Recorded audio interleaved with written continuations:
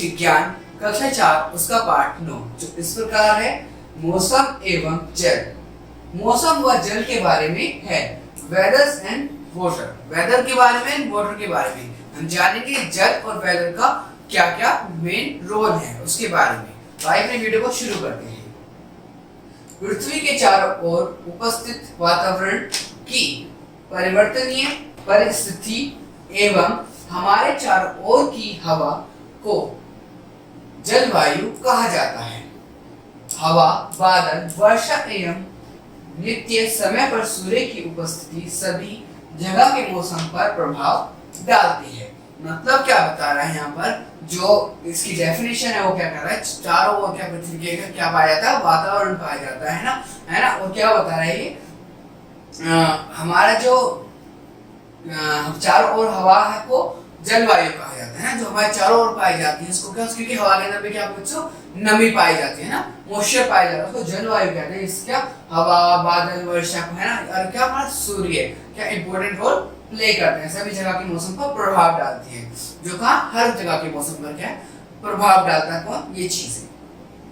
जब जलवायु के परिवर्तन में सूर्य की भूमिका अहम होती है। किसकी बच्चों, जलवायु के अंदर, जलवायु को बदलने में या परिवर्तन करने में क्या सूर्य की इंपॉर्टेंट होता है। सूर्य है ना, सूरज पृथ्वी के अपने अक्ष पर घूमना, पृथ्वी के अपने अक्ष पर घूर्णन करने के कारण एक निश्चित समय तक पृथ्वी का कुछ भाग सूर्य के मुख्य रहता है। मतलब ये बता रहा है कि जब पृथ्वी घूमती है तो उसका जो फेस होता है ज्यादातर क्या सूरज के सामने होता है। जिस साइड से वो घूमेगी, जैसे लाइट है तो क्या सामने है ना, जिस जब ऐसे घूमेगी तो और वो क्या, जब भी पृथ्वी घूमती है तो सूर्य क्या उसके सामने होता है ना। पृथ्वी का यह भाग इस समय काफी गर्म रहता है एवं पृथ्वी का सूर्य के विमुख वाला भाग ठंडा रहता है। मतलब क्या, ये जो सूर्य के सामने, जैसे लाइट के सामने जो पार्ट है, फेस आ रहा है, क्या रहेगा बच्चों, ज्यादा गर्म रहेगा। इसमें पृथ्वी होगी क्या, सूरज है, तो जब मैं ऐसे खड़ा हूं तो क्या होता है, हमारे सामने क्या लाइट पड़ रही है, तो क्या ये वाला भाग क्या गर्म रहेगा और ये वाला क्या भाग ज्यादा ठंडा रहेगा, मतलब उसका टेम्परेचर थोड़ा कम रहेगा पीछे वाले भाग का। जलवायु प्रकृति का एक अंग होता है, ये सर्वत्र उपलब्ध होता है ना। जलवायु सर्वत्र समान नहीं रहता। पृथ्वी के विभिन्न भागों की जलवायु विभिन्न प्रकार की होती है। मतलब कह रहा है कि जो क्या है उपलब्ध रहता है, पर जलवायु क्या तो उसका समान नहीं रह पाता पृथ्वी का हमेशा के लिए। और क्या बता रहा है कि क्या पृथ्वी के विभिन्न भागों की जलवायु विभिन्न प्रकार की होती है। मतलब क्या उसका अलग अलग प्रकार होता है, अलग अलग उसका क्या भाग होता है, इसका जलवायु का। जलवायु एवं वातावरण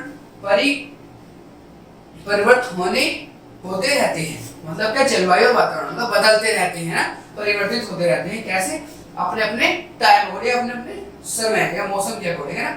कभी ये गर्म रहती है तो कभी वर्षा होती है, कभी ठंडी रहती है।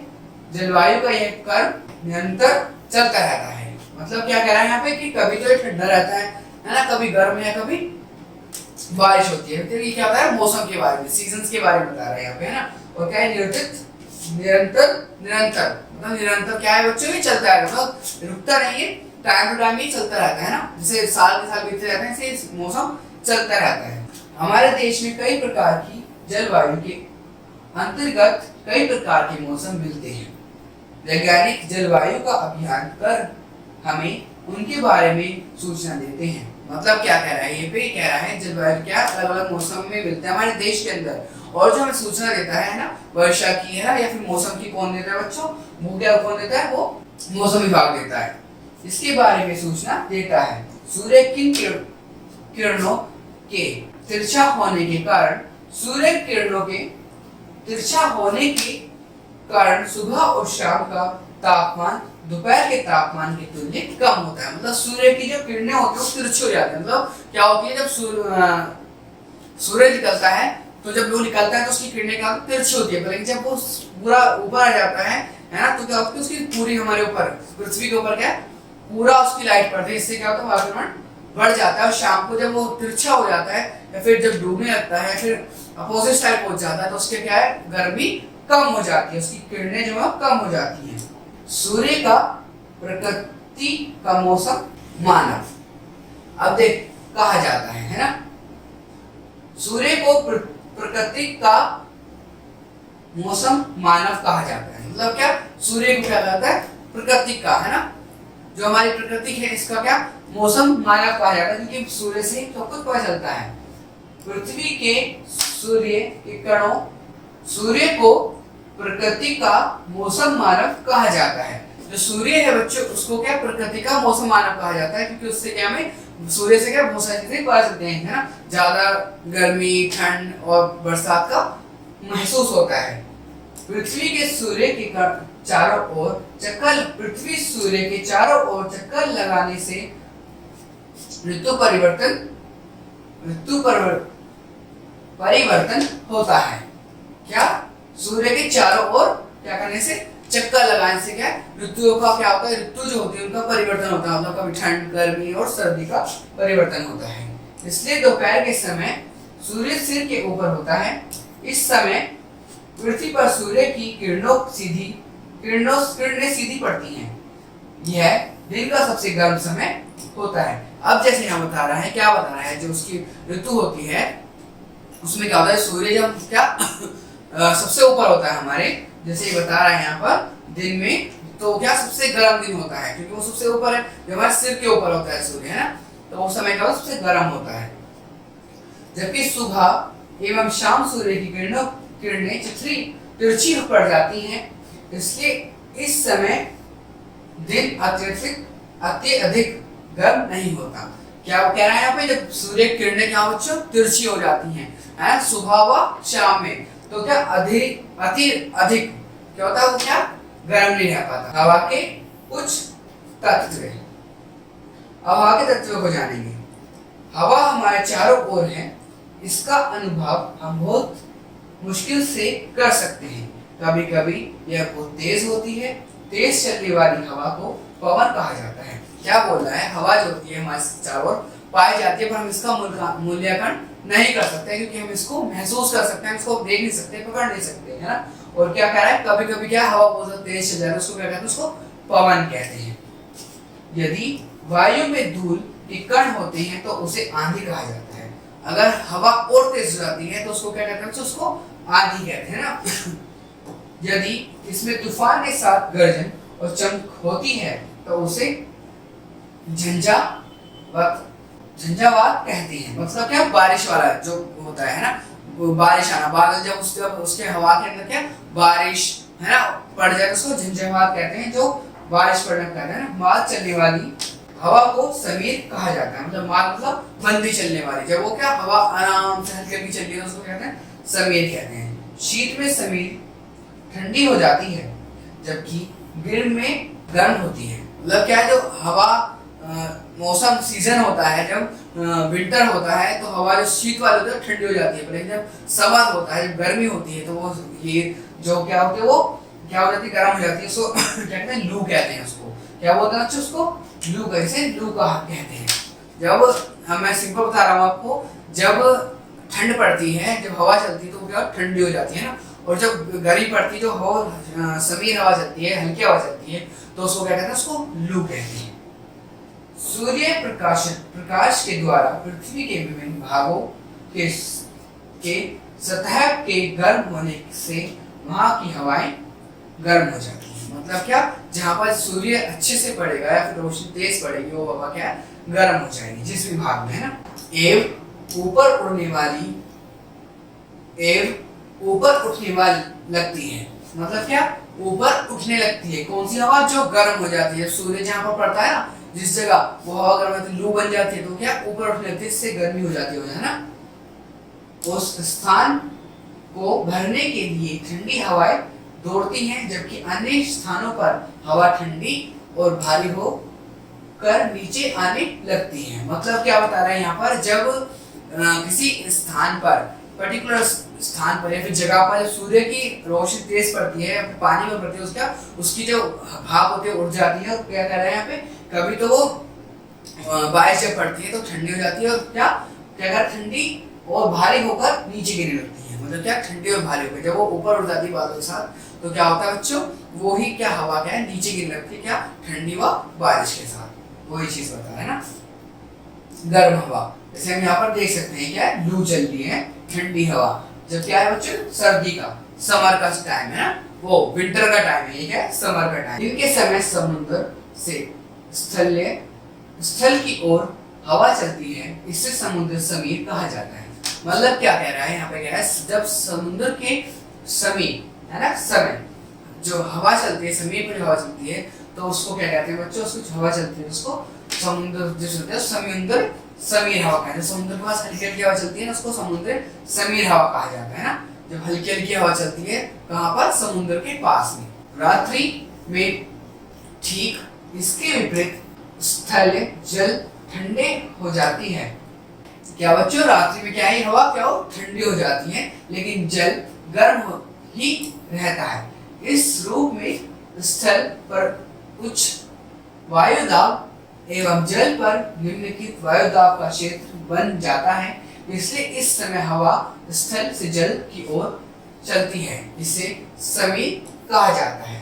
क्या बच्चों, जब हवा क्या है हल्की हल्की चलती है ना, उसका जब हवा का जो क्या होता है दबाव पृथ्वी की ओर बढ़ जाता है, तो क्या, जब हवा पृथ्वी पे आराम से ठंडी ठंडी लगती है तो उसको क्या कहते हैं, उसको समीर कहा जाता है। जब हवा का दबाव जब पृथ्वी के ऊपर बढ़ जाता है। अब देखिए बच्चों, हवा में दाब, हवा में दाब होता है ना, हवा में दाब होता है। कैसे हवा में दाब पाया जाता है उसको देखिए ना। हवा में सभी वस्तु पर दाब डालती है। हवा क्या होती है, हवा जो होती है बच्चों सभी वस्तु के ऊपर क्या करती है, दाब डालती है। हवा में दाब होता है। आइए इसे एक छोटे प्रयोग के माध्यम से समझते हैं। हवा के अंदर दाब होता है, उसको एक प्रयोग से जानेंगे। जैसे 2 कटोरा उबले अंडे, माचिस, कागज, एक छोटा बेयम, चौड़े मुंह वाला पतला लकड़ी का एक बोर्ड लीजिए। सबसे पहले दोनों उबले अंडों को लेकर उसे छील लीजिए। 2 अंडों को छील लीजिए। कागज के एक छोटे टुकड़ों को आग पर रखकर उसे बोयम में गिरा दीजिए। अब एक अंडे को धीरे धीरे बोयम में गिरा दीजिए। क्या होता है, देखते हैं उससे क्या होता है। अंडा बोयम के ऊपर नृत्य कर सकता है, यह हिल सकता है, क्योंकि क्षण तक अंडा ऊपर तैरता रहेगा, क्योंकि बोयम की गर्म हवा अंडे को नीचे नहीं जाने देती। कुछ देर के बाद हवा ठंडी होने पर बोयम में चला जाता है, क्योंकि वह ऐसा क्यों होता है। अब एक यहाँ पर परीक्षण बता रहा है, ये बता रहा है कि अगर हम किसी अंडे को बॉइल वाटर के अंदर डालते हैं तो क्या उसके ऊपर उबलने लगता है ना, वो मतलब ऊपर तैरने लगता है ना। और क्या, जब ठंडा हो जाता है वो पानी, जब बॉइल आता है उसके अंदर, बॉइल पानी के अंदर जब ठंडा हो जाता है तो क्या होता है बच्चों को, क्या, नीचे गिर जाता है वो अंडा, है ना। पर जब गर्म रहता है उसके ऊपर तैरता रहता है। अब क्या होता है कि आइए जानते क्या होता है। इसका कारण ये है कि जब हवा गर्म होती है वह फैलने लगती है। हवा कुछ अंश अंडे को हवा में तैरने के लिए उत्तरदायी हो सकता है। मतलब क्या कह रहा है यहाँ पे, जब हवा क्या होती है बच्चों, गर्म होती है ना। जब हम बॉइल पानी को रखते हैं तो उसमें क्या होती है, हवा का गर्म होती है तो उसको क्या फैलती है, जिसके कारण क्या होता है, अंडा क्या हवा के ऊपर तैरने लगता है ना। आग के बुझ जाने पर हवा ठंडी होकर सामान्य हो जाती है एवं अंडा नीचे आ जाता है। जब हवा क्या होती है, ठंडी हो जाती है ना, जब हवा से पानी जब ठंडा हो जाता है तो क्या होता है, अंडा क्या नीचे आ जाता है, क्योंकि हवा जब गर्म रहती है तो फैलती है, पर जब हवा ठंडी हो जाती है या पानी जब ठंडा हो जाता है तो पानी क्या, उसका वातावरण क्या, टेम्परेचर नॉर्मल हो जाता है, जिसकी वजह से अंडा नीचे आ जाता है। बाहर की अत्यधिक वायुदाब भारी हवा अंडे पर दाब के द्वारा उसे बोयम के अंदर धकेल देती है। मतलब क्या होता है, जब पानी गर्म हो जाता है या फिर जब उस पर दाब लगता है हवा के ऊपर तो क्या होता है, पानी क्या होता है, अंडा उबल जाता है। फिर जब ठंडा हो जाता है तो उस पर जब हवा का दाब लगता है तो उसको अंदर धकेल देती है कौन, हवा। वाष्पीकरण, अब हम जानेंगे बच्चों वाष्पीकरण के बारे में। वाष्पीकरण क्या होता है। वाष्पीकरण के द्वारा जल वाष्प में बादल बदला जाता है। क्या वाष्पीकरण क्या होता है, जल को बदला जा सकता है। यह एक निश्चित ताप कर्म होता है अत्यधिक तापमान पर वशीकरण तेजी से होता है। जल को उबालने समय वाष्पीकरण अत्यधिक तेज हो जाता है। क्या जो जब जल को उबालते हैं तो उसका क्या है, जो वाष्पीकरण होता है वो ज्यादा, उसका तापमान जो बढ़ जाता है ना। जब उसको वाष्पीकरण कहते हैं। इसका हवा का जो तापमान जो है वो जल का जो तापमान क्या है जो बढ़ जाता है ना। वाष्पीकरण का प्रभाव, अब ये इसका प्रभाव कैसे होता है। तापमान वाष्पीकरण की तीव्रता बढ़ जाता है। तापमान के अधिकता से वाष्पीकरण में भी तीव्रता आ जाती है। जिसके अधिक तापमान होना वाष्पीकरण की प्रतिक्रिया की उतनी होती है, तीव्र होगी। क्या होता है इसमें, क्या होता है, जब तापमान बढ़ता है तो क्या होता है, वाष्पीकरण भी बढ़ जाता है ना। उसकी क्या होती है, उसकी जो प्रतिक्रिया होती है वो क्या बढ़ जाती है। जल की सतह पर जब वाष्पीकरण की प्रतिक्रिया प्रारंभ होती है तो इसके द्वारा अत्यधिक मात्रा में जल वाष्पीकरण हो जाता है। क्या कह रहा है यहाँ पर, कह रहा है कि जब जल की सतह पर क्या होता है, वाष्पीकरण की मात्रा ज्यादा होती है ना, या क्या प्रारंभ होती है, तो उसका क्या होता है, उसका जो अधिक मात्रा में वाष्पीकरण बढ़ जाता है ना। हवा में जल वाष्प की मात्रा को अतिरिक्त कहते हैं। हवा में जलवायु की मात्रा के आधार पर आर्द्रता की मात्रा बनती है। शुष्क हवा में वाष्पीकरण क्रिया तेज हो जाती है। यह हवा वाष्प को उड़ा कर ले जाती है एवं हवा को शुष्क रखती है। इसलिए हवा युक्त वातावरण में वाष्पीकरण की तीव्रता बढ़ जाती है ना, है ना। हमने क्या पढ़ा, वाष्पीकरण, है ना, इसके बारे में पढ़ा है ना। प्रभाव, क्या क्या प्रभाव होते हैं इसके, कैसे कैसे प्रभाव डालते हैं। जब क्या होगा, जब सूर्य तेज पड़ेगा जब होगा तो क्या होगा, हवा जो पानी है वो क्या हवा बन जाएगा, जिसके कारण दाब बढ़ेगा।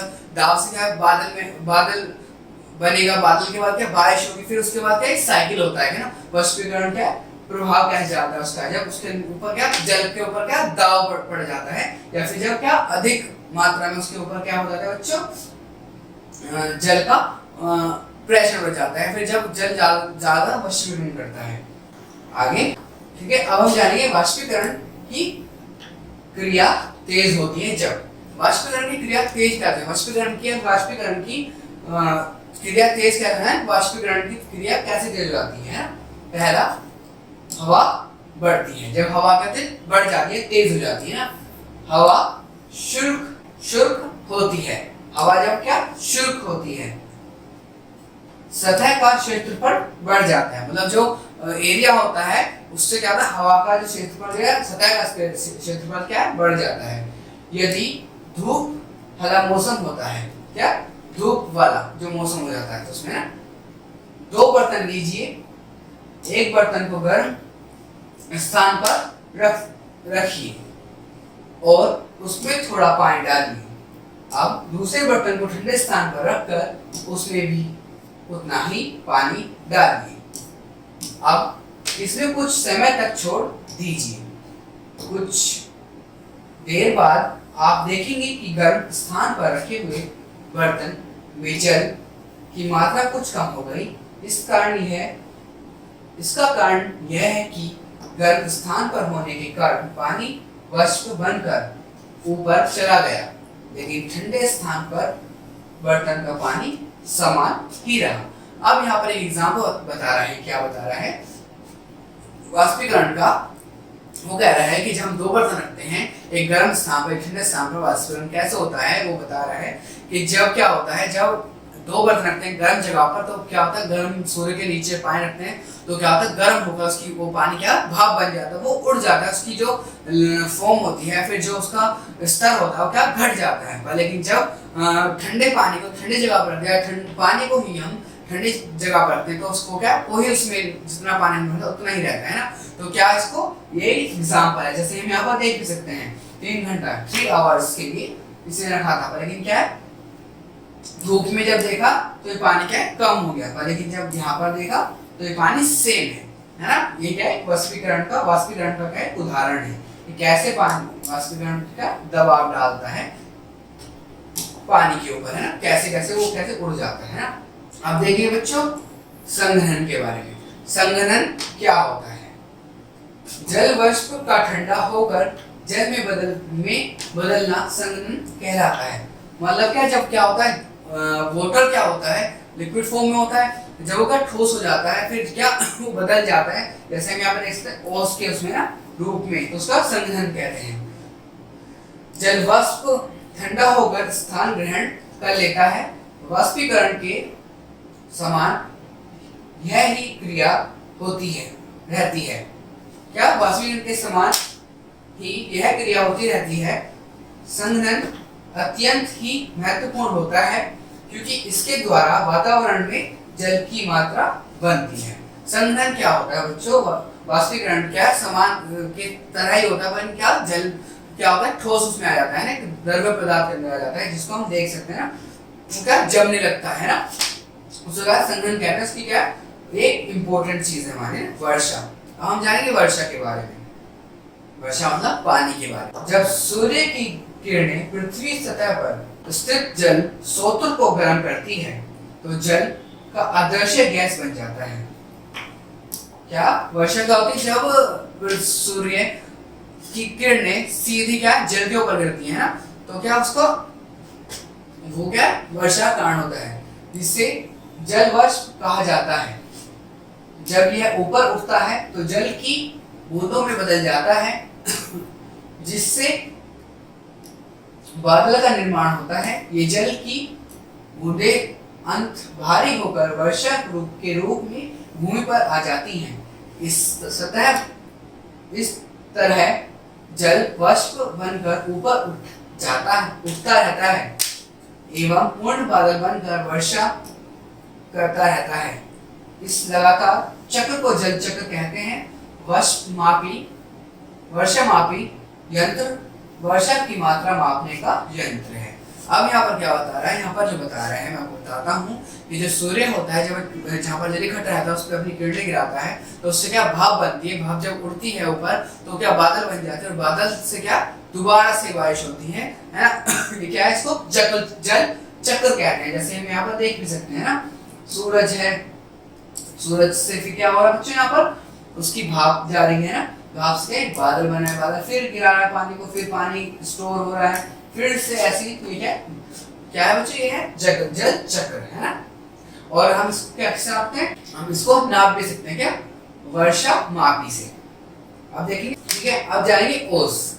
ओस आर्द्रता की कई भी छोटी बूंद हो सकती है। यह रात्रि में बगीचे आदि सब सन्निहित रूप में दिखाई देती है। गर्म हवा जब ठंडी सतह के संपर्क में आती है तो ओस बनती है। आप सुबह के समय घास, फूल, पत्ती आदि पर ओस देख सकते हैं। अब क्या बता रहा है? ये बता रहा है कि ओस क्या होती है। ओस जो होती है बच्चों क्या होता है? जो गर्म क्या होता है यहाँ पे, गर्म हवा जब ठंडी हो जाती है, सतह पे आती है तो ठंडी हो जाती है, और हम इसको कहाँ सुबह देख सकते हैं। जब क्या सुबह किस पे, फूल पे, पत्तियों पे, है ना, और घास के ऊपर हम इसको देख सकते हैं। तो क्या इसको कहते हैं?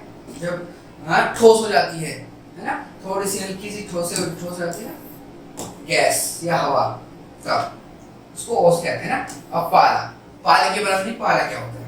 ठीक है, पाला बर्फ का एक छोटा कण होता है जो नमीयुक्त हवा के जमाव वाले सतह। क्या पाला क्या होता है बच्चों? जो क्या पाला बर्फ का एक छोटा कण होता है जो नमीयुक्त हवा के जमाव वाले सतह के संपर्क में आने पर प्रतिशत रूप में बदल जाता है ना। क्या होता है? हवा क्या होती है? हवा जब क्या है जमीन की सतह वाले संपर्क में है ना, किसमें आता है? जब पाला बर्फ का एक कण होता है जो नमी युक्त, मतलब क्या नमी के अंदर जब हवा जो है नमी आ जाती है हवा के अंदर, है ना, जब उसके अंदर क्या नमी पैदा हो जाती है हवा के अंदर, तो क्या होता है? नमी से क्या बन जाता है? पाला बन जाता है। ठंडी हवा में जब नमी हो जाती है ना, उसमें रूप में वो बदल जाता है। अब बच्चों कोहरा देखिए, कोहरा क्या होता है? जब जलवायु ठंडी भूमि सतह के संपर्क में आता है तो वह जल की बूंदों में परिवर्तित हो जाता है। ये मैदान के ऊपर बादल बनते हैं। कोहरे वाले दिन आपको कोई वस्तु स्पष्ट रूप से दिखाई नहीं देती। अब क्या होता है कि ये बता रहा है कि जब क्या होता है, जब जल की बूंदें जो होती है ना, क्या ठंडी बूंदें हो जाती है ना, परिवर्तित हो जाती हैं। ये मैदान के ऊपर क्या बादल की तरह, एक ओस से अलग से बादल होता है ना, हवा हल्के हल्के धुआं टाइप जैसा होता है, उसमें बदल जाता है। क्या ठंडा होता है ना। और इसमें क्या हम किसी चीज को, किसी ऑब्जेक्टिव चीज को, किसी भी इंसान को हम नहीं देख सकते इसके अंदर जब कोहरा होता है। क्या ओला। अब देखिए ओला मतलब या ओले है ना, क्या होते हैं। जब जल की बूंदें ठंडी हवा के संपर्क में आती हैं तो वह जमकर बर्फ बन जाती हैं। जब यह वर्षा के रूप में भूमि पर आ जाती है तो इसे ओला कहते हैं। क्या कह रहा है यहाँ पर, ये कह रहा है जब जल बूंदे पानी क्या ठंडी हो जाती है तो क्या ऊपर से क्या वर्षा की तरह गिरती है तो क्या होती है, वो ओले बन जाती है। जैसे हम यहाँ पे देख भी सकते हैं, क्या ओले बन जाती है, कौन, वर्षा, जब ठंडी हो जाती है ना। अब देखिए हिम। हिम क्या होता है, जब जलवाष्प हवा की ऊपरी सतह में जम जाता है और जब जलवाष्प का यह रूप मुलायम है ना, उजले देवदार कण के रूप में भूमि पर आता है तो उसको हिम कहते हैं। हिम क्या होता है बच्चों, हिम वो होता है जब बारिश है ना, या फिर क्या कह रहा है यहाँ पे जलवाष्प जो होता है ना, बारिश को कहा जाए, पानी को किस तरह के पानी क्या ऊपर से गिरता है, जम जाता है ना। पर लेकिन जमकर भी क्या होता है, बर्फ क्या होती है, बहुत ज्यादा हल्की होती है, सॉफ्ट होती है, जब वो गिरती है तो उसको क्या कहते हैं, उसको हिम कहते हैं ना। हिम जैसे क्या कहते हैं, इसको हिम कहते हैं। जब स्नो गिरती है, स्नो गिरता है, देखा है पहाड़ों में जाता है, स्नो गिरती है, वो हल्की होती है, उसको हिम कहते हैं क्योंकि वो ऊपर से गिरती होगी तो वो एक पानी का रूप ही हो जाता है। पानी का ठंडा होता है, जब हल्का जम जाता है तो जब वो गिरती है उसको हिम कहते हैं। अब देखेंगे जल। जल क्या होता है, पृथ्वी पर जल पर्याप्त मात्रा में है।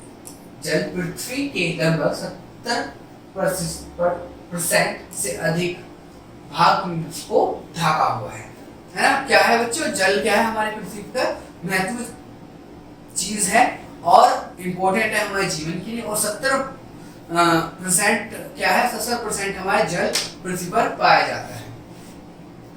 जल भूमि के अंदर एवं हवा में पाया जाता है। जल कहाँ पर बच्चा पाया जाता है, भूमि के अंदर व हवा के अंदर है, जिसमें पढ़ रहे हैं ऊपर पढ़ा हमने। हवा के अंदर क्या जल पाया जाता है। समुद्र, महासागर, झील, तालाब आदि में भी जल है। सभी जंतु एवं जीव वस्तु जल के बिना जीवित नहीं रह सकते। क्या समुद्र, नदियों में भी जल पाया जाता है। और क्या एनिमल्स और मैंस, कोई भी जिसके अंदर जीवन है, वो या प्लांट्स हो, वो भी क्या जल के बिना जीवित नहीं रह सकते। मानव शरीर में भी जल है। मानव के अंदर ही बच्चों क्या जल पाया जाता है ना। जो लोग शुष्क भूमि पर रहते हैं वे भूमि से झरने, नदी, झील, तालाब, वर्षा की बूंदों के रूप में जल प्राप्त करते हैं।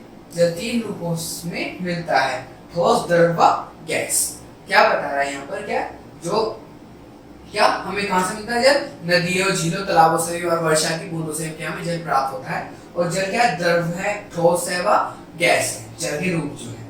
अब आगे देखते हैं, ठोस, द्रव व गैस है ना, यह गैस। भूमिगत जल नल, कूपों एवं कुओं के द्वारा निकलता है। शुष्क प्रदेश में भूमिगत जल की कमी होती है।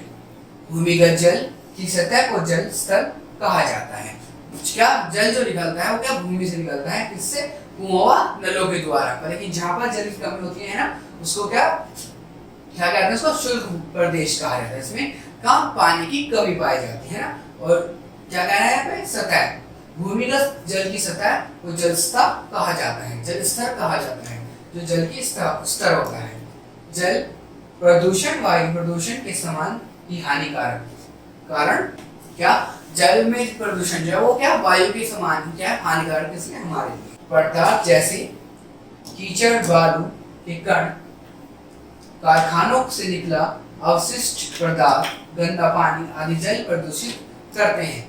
प्रदूषित जल पीने वाले जल पीने से हानि हो सकती है। क्या बता रहा है कि जो जैसे हमने पढ़ा है ना एयर पोल्यूशन, वैसे ही जल पोल्यूशन भी होता है, वाटर पोल्यूशन भी होता है ना। उससे के क्या कारण से कीचड़ बालू है ना, फैक्ट्री से वेस्ट निकलना, ये सब क्या है, जैसे जानवरों को उसमें नदियों में या फिर तालाब में निकाल देना है, कपड़े धो देना, ये सब क्या है हमारा क्या जल को क्या करते हैं, प्रदूषण करते हैं ना, जल में प्रदूषण पैदा करते हैं ना।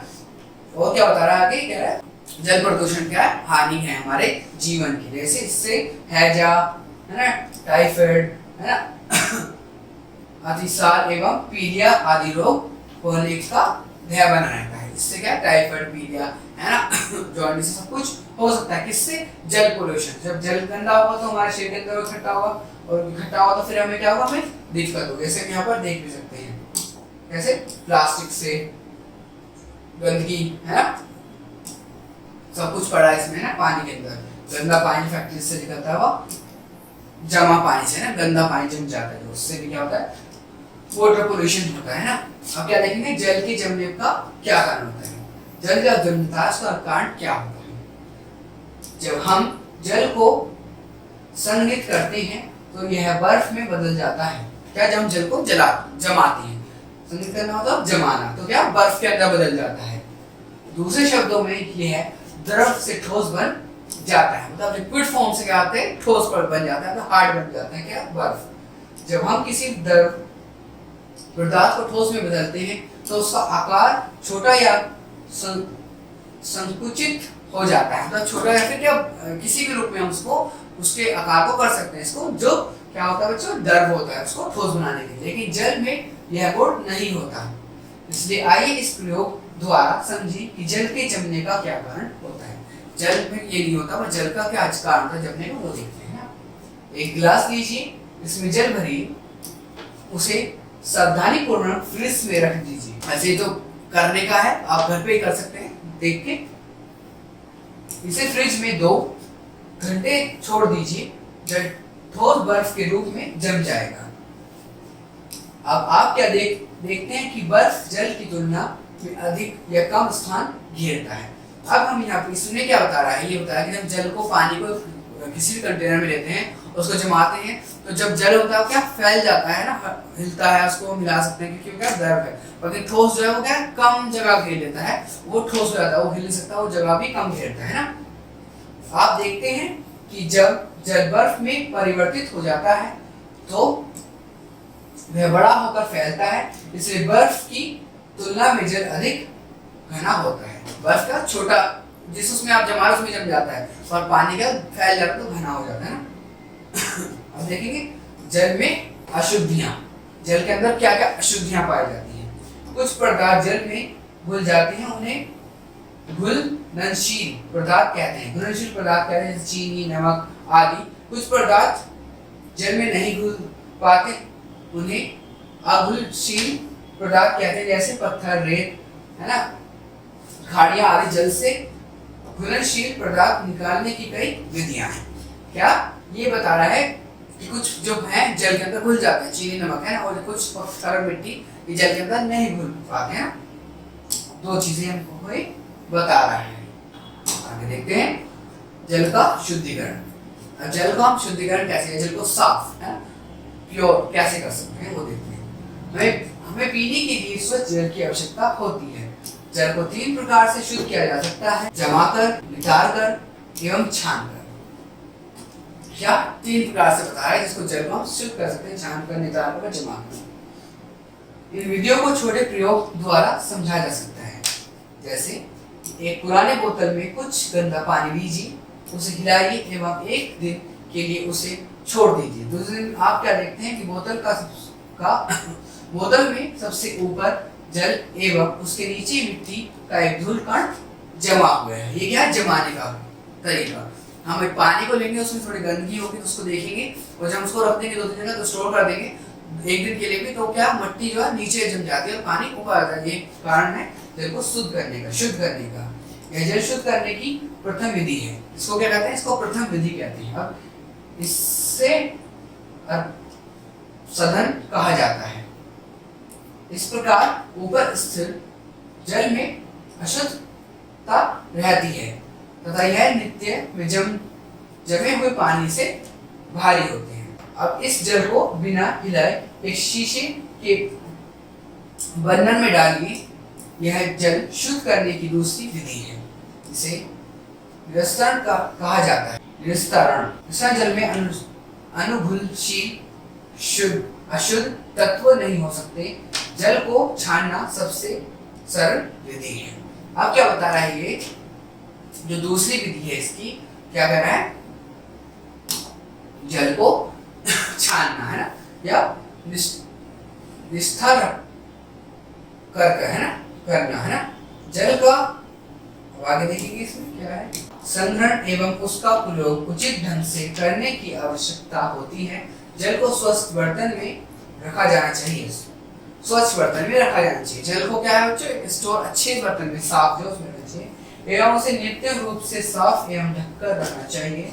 जल को रखने वाले बर्तन के साथ साथ पीने का जल निकालने वाला बर्तन भी साफ होना चाहिए। क्या जल को क्या है बच्चों, एक तो साफ बर्तन में रखना चाहिए, दूसरा क्या है जल को ढक के रखना चाहिए, और जिस बर्तन से हम ले रहे हैं जल को निकालने वो भी हमारा जल बर्तन साफ रहना चाहिए, है ना। आगे, जल एक मूल्यवान स्रोत है। जल क्या है, पानी का एक मूल्यवान स्रोत है। जल बहुत मूल्यवान स्रोत है। इसे हमें इसका अपयोग नहीं करना चाहिए। हमें नल को खुला नहीं छोड़ना चाहिए। जल की प्रत्येक बूंद को बचाना चाहिए, क्योंकि हम जल के क्या यहाँ पर बताया, जल जो है बहुत इंपॉर्टेंट है ना हमारे लिए। और जल का क्या है, वेस्ट नहीं करना चाहिए, क्योंकि जल बहुत ज्यादा इंपॉर्टेंट है ना हमारे लिए। और क्या कह रहा है, अभाव में जीवित नहीं रह सकते। बर्तन में बचे जल को फेंकिए मत, उसे पौधों आदि को सींचने के लिए उपयोग किया जा सकता है। क्या कह रहा है यहाँ पे, जो जल है उसको साफ रखना चाहिए, साफ बर्तन में रखना चाहिए ना। और क्या, जल को वेस्ट नहीं करना चाहिए, क्योंकि जल में जीवन है। और जब जल रखा हुआ है काफी दिन का, उसको क्या हमें फेंकना नहीं चाहिए, उसको पौधों में डाल देना चाहिए, क्योंकि पौधे उससे ग्रो कर सकते हैं। और क्या कह रहा है, क्योंकि उसका उसमें प्रयोग हो सकता है। अब क्या, जल कब खराब होता है इसको देखते हैं। जल क्या कब खराब होता है इसको देखते हैं। जब जल में कई पदार्थ नमक सहित जल नशील होता है तो जल खारा हो जाता है। यह प्रक्रिया उसे समय प्रारंभ होती है जब वर्षा का जल भूमि पर गिरता है एवं पत्थरों को क्षय करता है। पत्थरों को क्षय करता है। पत्थर के पदार्थ वर्षा के जल में घुल जाते हैं, इसे जल को खराब बनाते हैं।